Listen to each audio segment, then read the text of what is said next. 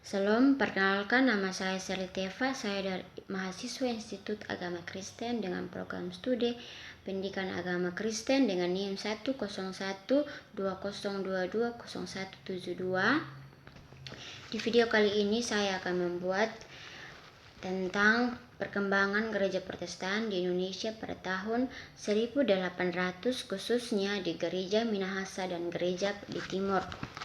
Yang pertama yaitu gereja di Minahasa sampai penyerahannya kepada GPI. Sekitar pada abad 1880, ada 80.000 orang di seluruh Minahasa yang telah menjadi Kristen, tetapi di samping itu masih ada 17.000 orang yang masih menganut agama suku atau agama nenek moyang. Kemajuan ini terjadi tanpa adanya tekanan dari pihak pemerintah Belanda, tetapi daripada usaha Sendeling yang berusaha mendekati pada para jemaat-jemaat di Minahasa dengan cara-cara mereka tersendiri, terutama yang pada Sendeling Riedel. Dia mendekati mereka dengan mengumpulkan mereka, ada perkumpulan, ada terjemahan dari terjemahan Alkitab yang dibuat oleh Riedel, dan orang-orang Minahasa betul-betul menerima agama Kristen dengan hati yang sungguh-sungguh, dengan bersedia menaati peraturan agama mereka yang baru. Pada Sendeling pada umumnya bersikap negatif terhadap agama dan kebudayaan orang Minahasa, karena orang-orang Minahasa itu sangat amat berkeras hati dengan sesuatu yang baru, terutama yang diterapkan oleh negara Belanda. Tetapi pada tahun 1880, wilayah Tondano seluruhnya telah dikristenkan. Dan mengapa mereka menyerahkannya kepada GPI? Karena pada Sendeling mengalami kesulitan tentang keuangan dan mereka tidak memiliki cara lain. Mereka harus menyerahkannya kepada GPI, tetapi mereka tidak melepaskan mereka begitu saja di organisasi GPI atau Gereja Protestan di Indonesia. Mereka menjadi pendeta-pendeta pembantu di sana dalam membimbing jemaat-jemaat di Minahasa.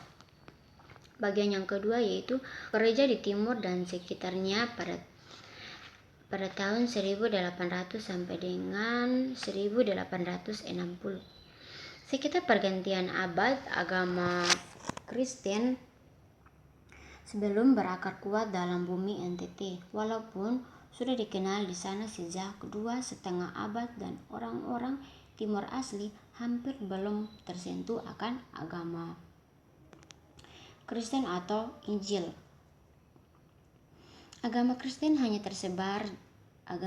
di Timur hanya tersebar di Rote, Kupang, pada khususnya daerah Babau, dan pada daerah Mardika dan Indo-Eropa pada saat itu.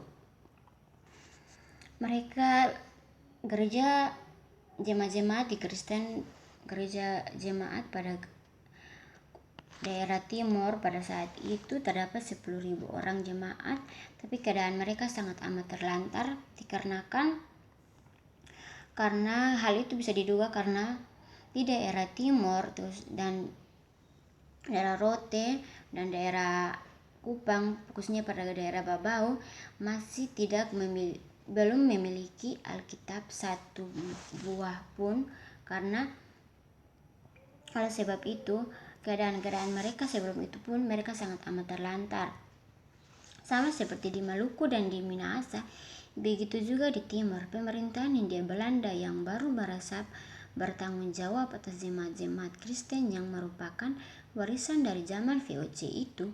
Tenaga yang diperlukan atau caranya untuk menempuh akan rasa kesalahan mereka untuk pemeliharaan iman-iman jemaat diperoleh dengan jalan yang sama juga, yaitu mengutus para Sendeling ke sana yang telah diutus ke sana. Akan tetapi, pekabaran Injil yang mulai diusahakan dengan penuh harapan itu di kemudian hari mengalami banyak rintangan.